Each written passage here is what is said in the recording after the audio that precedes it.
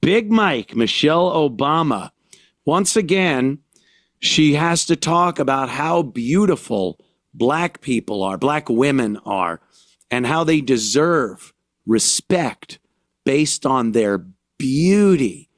Now, I don't think any other race of people have to do so much selling on how pretty their women are, right?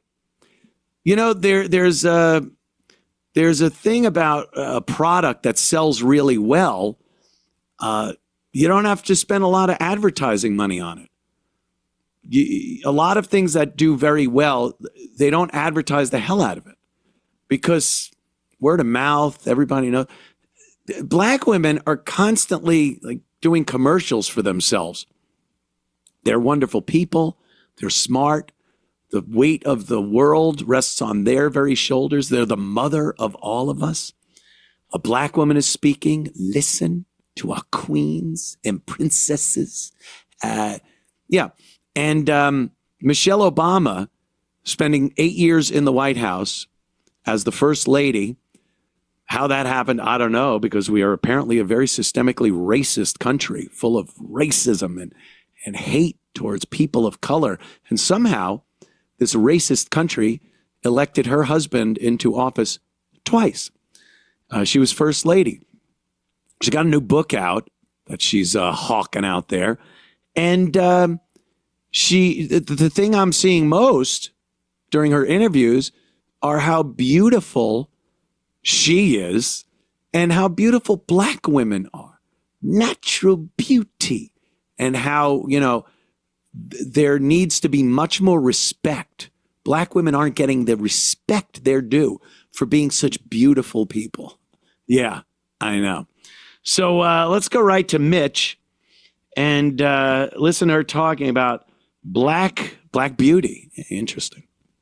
And we have to start educating people about all kinds of beauty. Yes. And our beauty is so powerful and so unique that it is worthy of the conversation, and it's worthy of demanding the respect that we're owed for who we are and what we offer to the world. Absolutely. Absolutely. Offer to the world. Do you go on YouTube? Do you go on Instagram? Do you go on X? Do you see what's being offered to the world? Some fucking amazing entertainment. If you're just stopping into a fast food place, you might see the floor show. But, you know, if you have to sell it so much, you might think differently than what you're really saying. Is there this unique beauty? I love how she had to put that in. Like, there's a beauty. It's a unique beauty. Oh, my nose is itching. I'm not doing coke, I swear. Yeah, Sydney Sweeney is that horrible, regular old beauty. Yeah, you know, that terrible, normal, regular beauty. But black women, it's a unique beauty. And they even call themselves unique sometimes. I've seen that. Step out of the vehicle, unique. You know, I've heard the name every so often. So that's Michelle. She's out there touring her book, doing all the shows. You know, they have her on. They're just creaming all these shows like The View and all those mid-afternoon talk shows that are still on. I don't know how this happens. I don't know how some of these stations, you know, NBC, ABC, CBS, they still have shows like, oh, what's her name? The one that won American Idol. There's a couple of them that won American Idol, and they have talk shows, and they sing and why can't I? This happens every time. Every time Hudson? I need to think of a name. Jennifer Hudson? Or who? Is it Jennifer Hudson? Yeah, Jennifer Hudson. And then there's the other one. I think she was like the first girl Kelly to win. Clarkson? What's that? Kelly Clarkson? Yeah, Kelly Clarkson. Okay, yeah. Yeah, Kelly Clarkson. Drew Barrymore. Hey, no one is watching. Who's watching? Who's watching these shows? I certainly don't know anyone in my immediate circle, my peripheral circle, and the fringes of my circle that watch any of those shows. I've seen clips of them, and that's all I know about them. And I mean, they're on television. It's got to cost money to produce the shows. What advertisers are advertising when no one is watching? I have to imagine the studio audience are the only people being forced to watch the entirety of the Kelly Clarkson show. And they all cream about Big Mitch Obama coming on their show. And they just drool and and Drew Barrymore. Oh my God, we have Big Mike Obama. I love you so much. Here you go. Here's Kelly. Let's see. As well as her award-winning role on Broadway in The Picture of Dorian Gray, in which she flawlessly played 26 characters. What? I would never sign up for that. Her new series is called All Her Fault. It's streaming now on Peacock. Say hello to Sarah Snook. All right, the sister from fucking that show. Who would want to go? Oh, this is great. Who would want to watch that? Find Drew Barrymore just gushing over somebody. Find a clip of Drew Barrymore gushing. Boy, what happened to her? She was a cute little kid in E.T., and then she grows up, grows a couple of big fucking tits. She gets on the desk, David Letterman's desk, and flashes them. She was crazy, kind of a party animal at an inappropriately young age, and it continued in the Barrymore acting family tradition. And then she turns into this, oh my God. Yeah, let's watch. You're a racist cunt. That's what it revealed. Oh, how do you stay so grounded? Grounded? When have you seen her do anything? Grounded. Her and Barack were community leaders, community organizers in Chicago, a grift if there ever was one, just taking money from organizations to, fix up their communities, which never got fixed, never held a real job, got DEI'd into college. Oh, God. But that's, how do you stay so grounded? She leaves Drew's show with unbelievable security around her, hops into a black SUV flanked by Secret Service, but she's so grounded. Oh, God. Drew Barrymore with her dumb, crooked fuck mouth. Oh, my God. Where's the girl on Letterman's desk with her big fucking tits? Dead to me. She's dead to me. All right. Let's see. This is, we played that yesterday. I got to scratch that out. The woman falling asleep at the controls of the California Light Rail. I had one black story there with Gavin yesterday. No, we had a few. Seattle's new mayor. Seattle is a brandy new mayor. So good luck there, Seattle. Thank God, because now maybe Seattle can join the rest of the fucking country and not be this liberal shithole that it is. Maybe this mayor has some ideas about law enforcement, cleaning up the homeless problem, which is just insane in Seattle and many other liberal cities, and making businesses economically viable. by making sure there's a strong law enforcement presence, and you're not taxing the shit out of the only people making money in Seattle to pay for climate change programs, insane homeless people, drugs, syringes for heroin addicts. So this new mayor, I got my hopes up for Seattle. Listen to some of these policies. Access to affordable, healthy food is a basic right. We cannot allow giant grocery chains to stomp all over our communities, close stores at will, and leave behind food deserts. Together, we can build a Seattle where fresh food is for everyone, not just for those who can afford it. Food deserts are not natural. Corporations create them when they abandon our communities.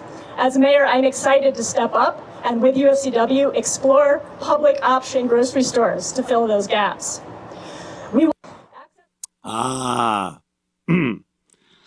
It's Mamdani with tits.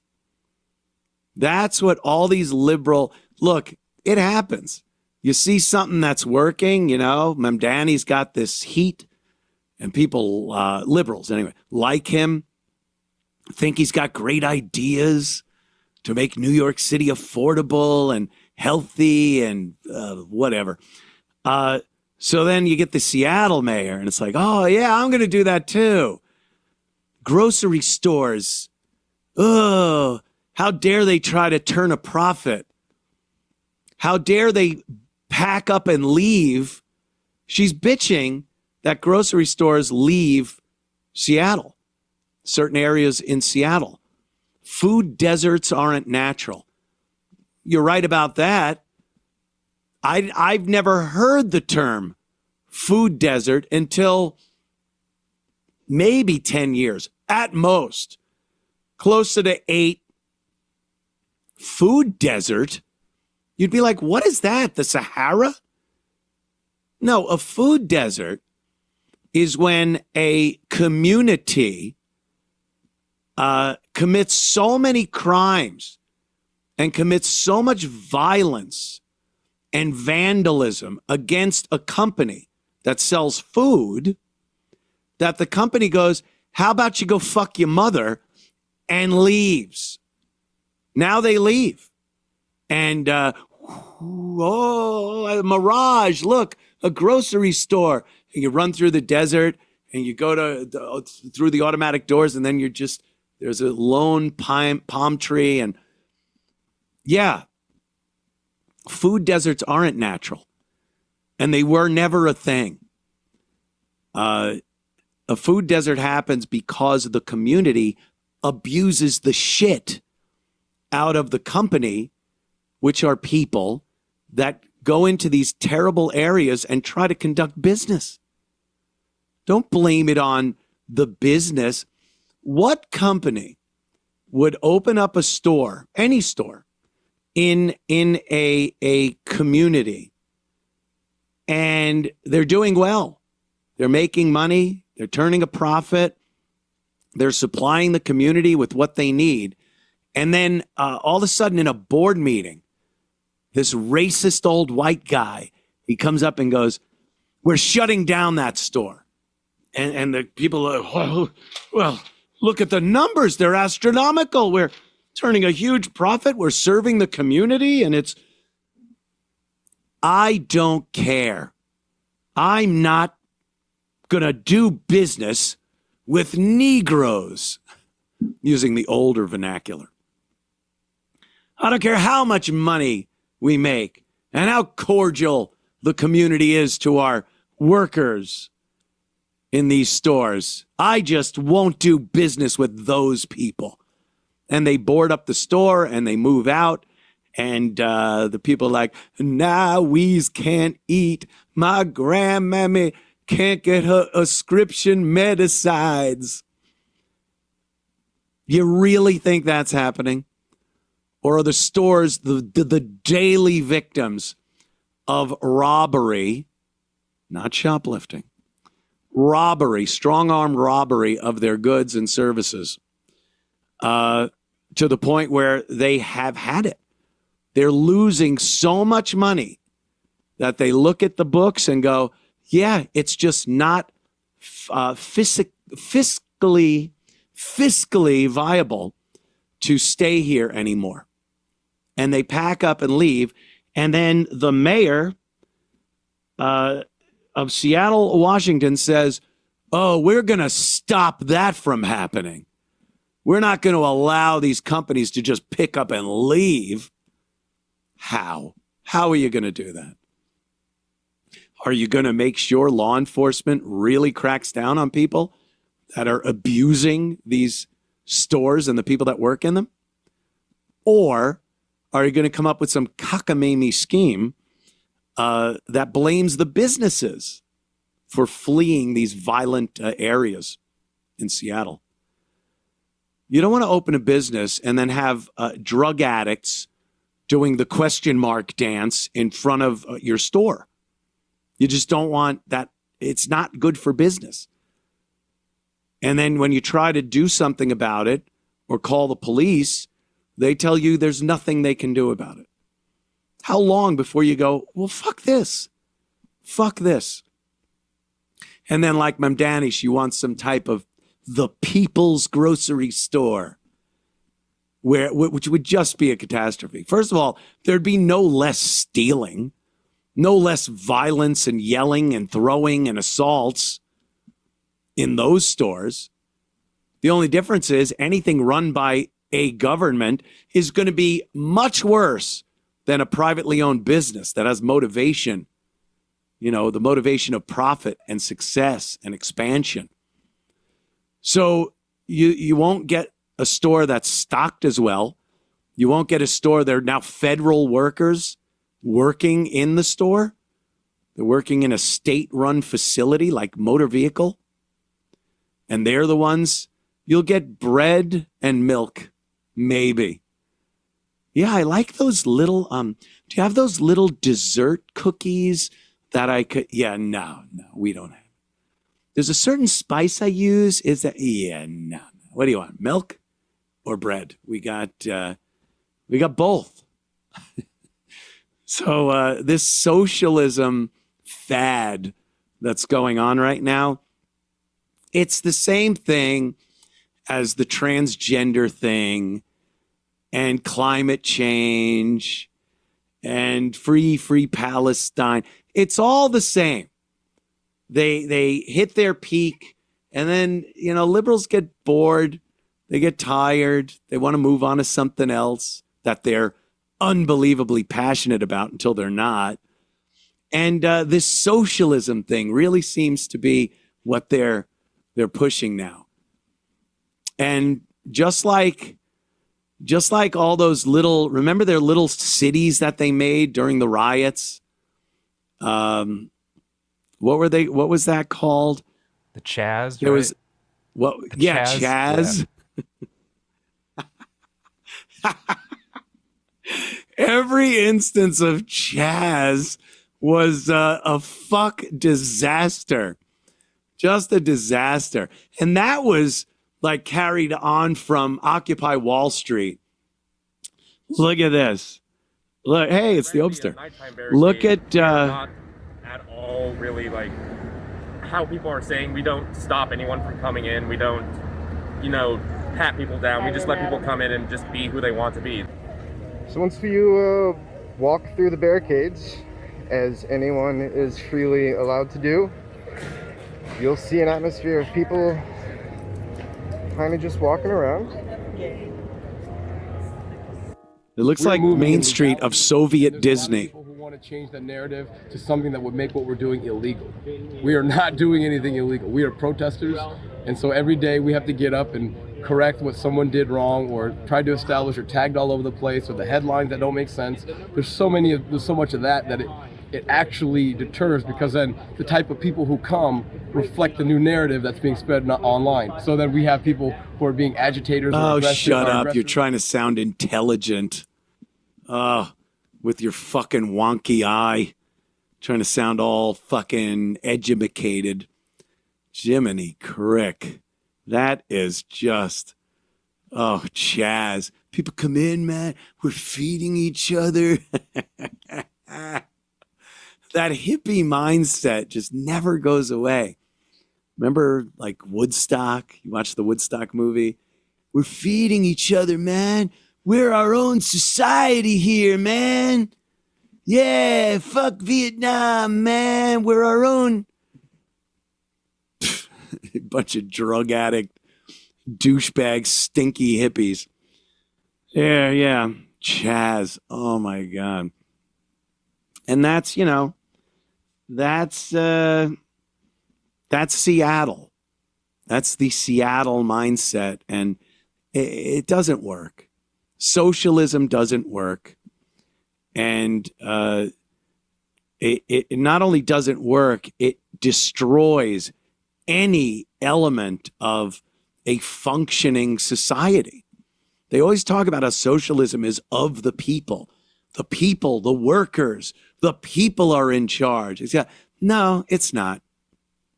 It's not.